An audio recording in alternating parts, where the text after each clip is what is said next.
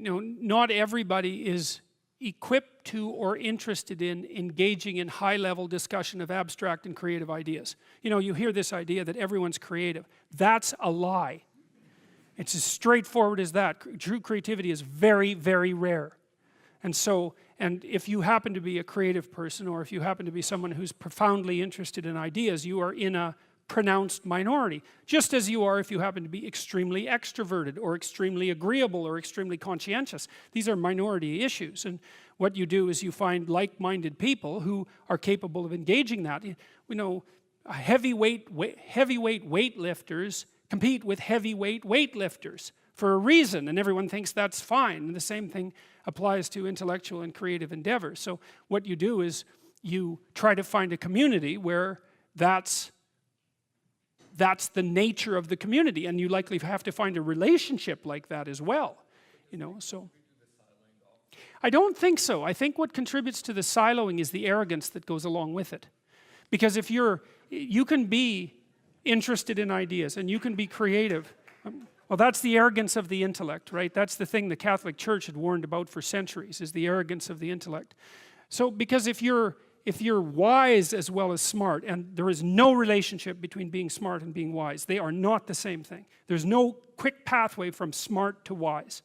And many of the people who I've known who were very wise some of them were intellectually impaired and were still wise, So it's the arrogance that brings up the block. And I see this, for example, happening in the United States in particular, because the last time I went down there, for example, I had friends down there, and some of those friends are very, very smart people, and some of them were talking about the Trump voters, and they were talking about the Trump voters with contempt.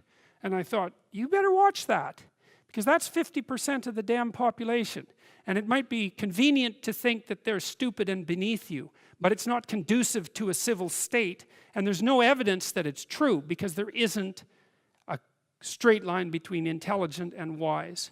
And so I think that if your character is developed and you're intelligent, you can have your siloed creative community, but you develop enough wisdom so that you can see all the things that people can do that are of high ethical utility that are outside the intellectual domain.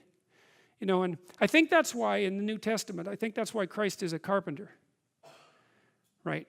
Because, well, first of all, a carpenter is one of those jobs that when you're dishonest, it manifests itself immediately, because what you build falls down.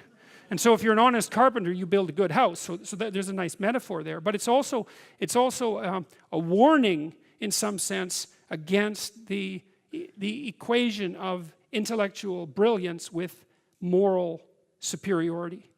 And so if the intellects would drop their moral superiority, and fat chance there is of that, then the divide between the working class, say, and the elite would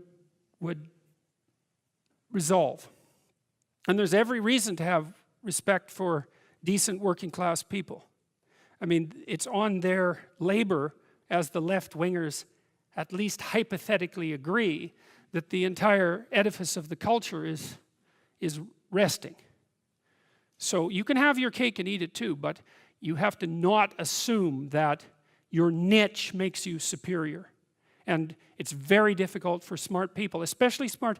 There's this scene in Nietzsche's, it's in Thus Spake Zarathustra, where Zarathustra, the prophet, comes down from the mountain, and he comes into a public square, and there's this crowd around this little midget who's only about this high, who has a gigantic ear, and everyone is marveling at him. Well, that's what the modern intellect is like.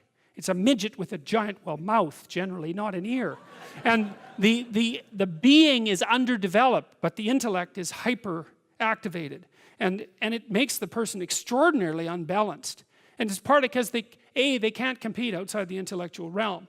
And that makes them very bitter, because they tend to think, well, God, I'm so smart, everything should just come to me. It's like, sorry, that's not how the world works.